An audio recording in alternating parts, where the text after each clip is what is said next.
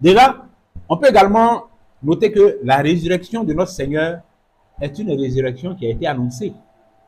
Elle a été annoncée depuis longtemps. Elle a été annoncée depuis les temps anciens. Depuis les temps anciens. Lui-même, il en parle dans le chapitre que nous avons lu tout à l'heure, mais au verset 25. On dit, parlant de sa conversation avec les deux disciples qui étaient sur le chemin d'Emmaüs, Luc 24, au verset 25, il a dit, alors Jésus leur dit, ô hommes sans intelligence, et dont le cœur est lent à croire tout ce qu'ont dit les prophètes. Il était en train de leur parler là de sa résurrection. Il était en train de les réprimander pour la lenteur qu'ils avaient à comprendre les choses qui avaient été annoncées depuis longtemps par les prophètes.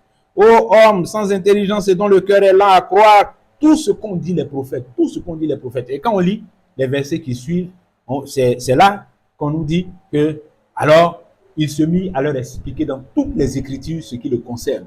Et quand ils disent toutes les Écritures ici, il n'y a pas le Nouveau Testament, ce que nous avons comme Nouveau Testament aujourd'hui.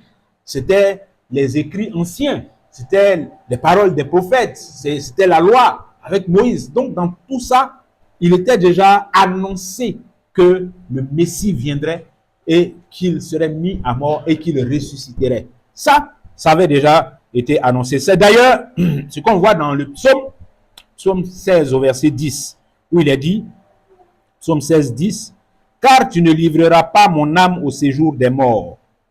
Tu ne permettras pas que ton bien-aimé voie la corruption. » Alors ça, le psaume 16, 10, c'est une parole qui a été citée par Pierre. Vous vous souvenez, Actes chapitre 2.